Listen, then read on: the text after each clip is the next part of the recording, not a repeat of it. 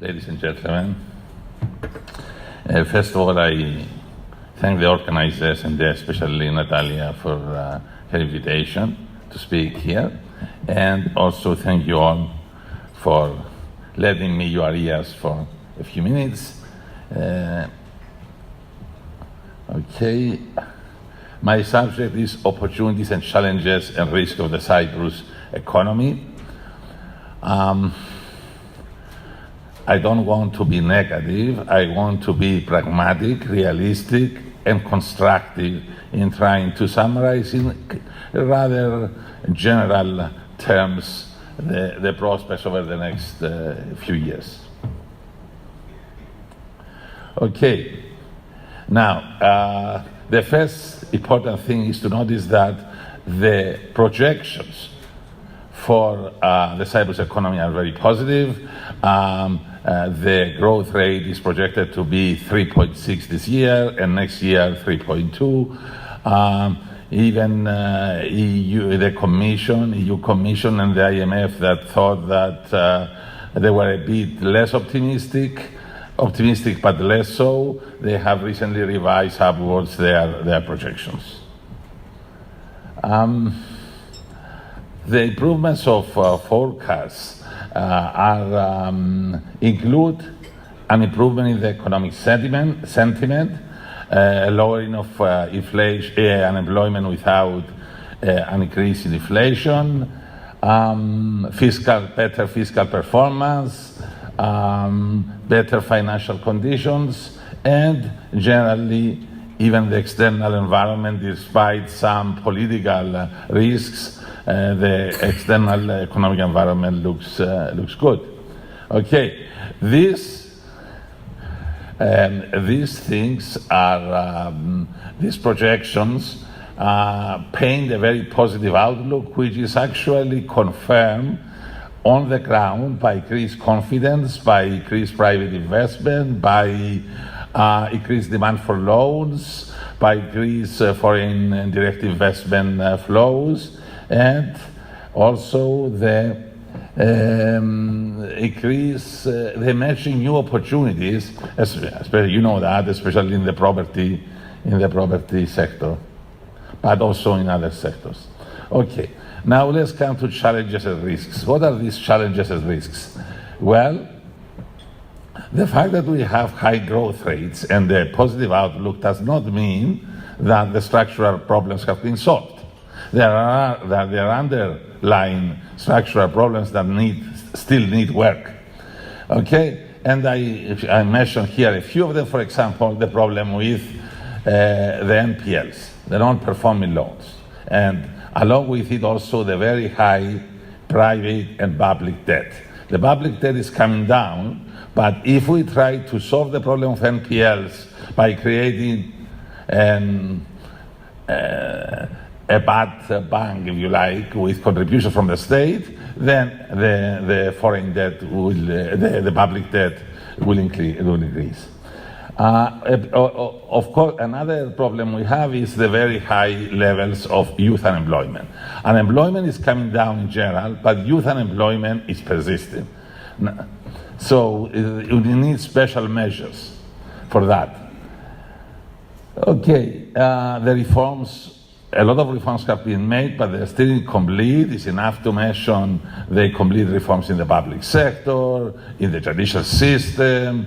There are incomplete reforms. The ESC still is going on, educational reforms, and so on. And there is also my biggest concern is not to revert to bad policies and practices that led us to the crisis in the first place. Okay, now I'm not going to belabor on this because in order to face those challenges and risks, you have to do a sort of, let's say, SWOT analysis of the Cyprus economy, the strengths and weaknesses, along with the opportunities and threats. The mayor already mentioned a number of these. Mr. Panayiotou mentioned a lot of the strengths. I have a list of them here. Some of them may be a bit additional, but these are all the good things about the Cyprus economy. I don't need to repeat them, but we are in a strategic position. We have very good infrastructure, communications, the language, members of the EU, of the Eurozone, and many other things. We have very strong tourist sector, the other service sectors, and so on. Okay, there are also weaknesses, and these are the weaknesses. One of the big ones is the division of the island, the fact that we are at the outskirts of Europe, not in the center of Europe, that has the pluses and the minuses. The pluses are we are a bridge to the Middle East. The minuses is that we are not in the center of activity and so on. And well, the thing with the tourist sector, we are a bit vulnerable because we depend on two big markets, the UK and Russia. And even recently we saw some reports that some Russians choose to go to Turkey instead of Cyprus, and we are already worrying about that and so on. So this is the problem, you don't have very diversified customer base. Okay, and there are the issues of the non-performing loans and several other things. And the last one, I want to stay with that because it's a long-term problem. The problem with the legal institutions, the courts and so on, need to be reformed and speed up. In both, they are dealing with cases, in judging cases, and in enforcing their decisions. Okay, one very important issue for Cyprus definitely is Cyprus as an open economy, as an economy that deals a lot in financial issues, financial services, even the property markets and all this. We need to have access to international capital markets and unfettered access. And as long as we are not investment grade, okay, we have difficulties. So, and we are not going to become investment grade until we solve the problem of NPLs and also succeed to secure fully our financial institutions and the fiscal consolidation, which we are doing quite well in that. But we need further to prove that our growth is indeed sustainable. Because we had it now for 2 years, good growth, we hope that this year will be as good in 2019. If you have 4 years of solid growth, that is a good message to international capital markets. Okay, I want to just, even last night when we were in the reception, many people asking about the NPLs, because it's everybody's concern, is the big elephant in the China shop, you know, is the Damocles sword.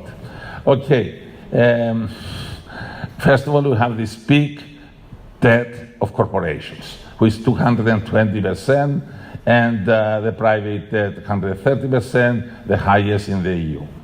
Second, we have the problem of that banks have still impaired assets, and the NPLs that we have not really found a way yet to deal with them, and they are a kind of preventing the banking sector from operating in full speed. Okay, solving the NPLs, here is some suggestions, general suggestions, but really, we have to decide finally that there should be a burden sharing between the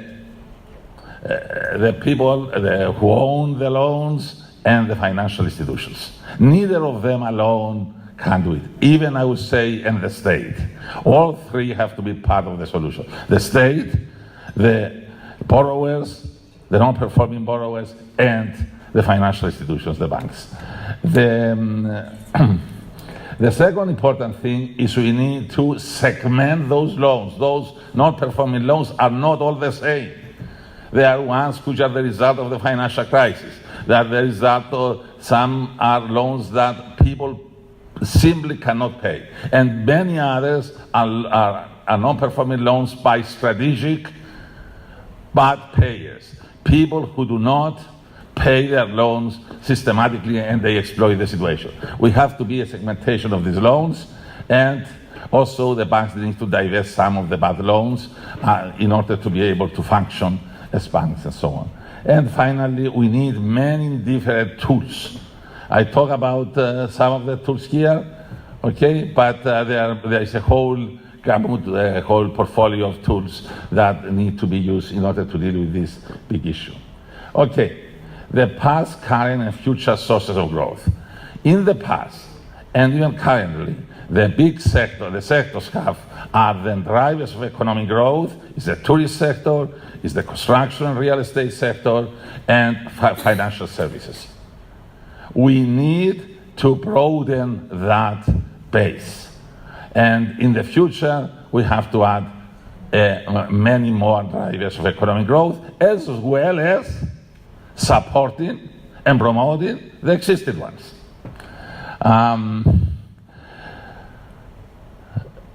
And especially we should be focusing on sectors, and I think that focusing on sectors which have an export orientation. And Mr. Grigoriadis talking about the fund industry, here is one classic example of a sector with export orientation. Okay. Now, I will talk about a few inefficiencies in the system. One is the public sector. The public sector efficiencies are improving, but slowly. The public sector reforms have been designed, but they have not been implemented yet. They haven't even passed through Parliament. Okay, but these public sector inefficiencies affect the business environment. And this is something that the business community should push for a faster reform of the public sector. And here is not only the central government, it's also the municipalities, the local government, and it's also the state-owned enterprises. Okay, another one is e-government. We talked before about how we are up to date in their communications and things like this, but in the e-government, e-business, e-regulation, e-economy, we are behind. And we have to speed up. We have to finally digitally transform this economy in this country. Okay, Estonia is a good example for us, a small country who has done it, which has done it and which has offered to help us in this regard. Okay, and the other big issue is the issue with the permits, with licensing procedures, with issuing of titles for properties and so on. These are big issues and should be addressed, as well as the issue of simplification and transparency and efficiency of public procurement. Okay, judicial reforms. Judicial reforms are happening, but they are slow, they are revolutionary and not revolutionary. And what they need is revolutionary. It's not acceptable in 21st century when everything is moving at light speed to have the courts deciding cases, taking 5 years to decide cases, and then there are decisions to take 5 more years to be implemented. We have to speed up the procedures. Okay, and digitization of courts, digitization of the entire legal system. That's extremely important. Okay, the progress is happening, but it's slow. As I outlined here, we have progress in all these areas, but it's a slow progress. We need a faster progress because the world is moving at a faster rate. And there are signs indeed that progress will be speed up. We hear that being said. We have to see it also happen. Okay, investment incentives. This issue, I put it because I know you are all or not all, but many of you are involved with the passport business, with those incentives and so on, which have been great in getting our economy moving. Okay, as the IMF says here, we have to be a little bit cautious, not to cause what you might call the property sector becoming a bubble again and having a problem. The way they are suggesting is not to stop those incentives, but to broaden them and regularize them so that they are not just a stopgap measures, but it's something, one of many, many, many things we do in order to stimulate the economy, connect it with the world, having an open society, open economy, and so on. Okay, and broaden this scheme also to other areas beyond the real estate. Okay, I'm kind of very close to finishing. Broaden the growth of base. I think is the most important thing. The risks depend on having few sectors who are correlated. And something happens to one and everything falls apart. You need to have many sectors, diversified economic base with sectors whose growth is not correlated. If one sector is not doing well, the slack is picked up by other sectors. It doesn't cause other sectors also to go down.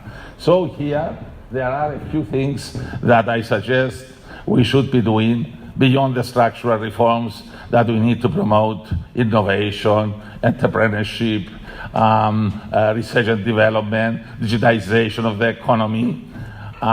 We are also, there is we have to think of what other sectors. First of all, the sectors we have, say tourism.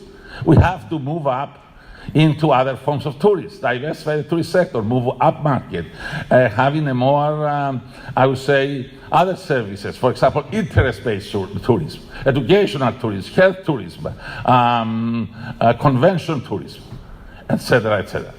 Okay, sports tourism, and so on. So we need to diversify our economy. Okay. And meetings and challenges and risks. Yes, 1 minute we need to summarize. Otherwise, we will miss our panel discussions. Okay, yes, of course. Okay, here is a number of ways to attack to meet the challenges and manage the risks. Okay, and as you see, refer to many of the things I said, including the issue of property transaction, including the NPLs, the judicial system, the public sector, and all these issues. And I come to the conclusion. My conclusion is this, is that the economy almost have completely recovered from the crisis, okay?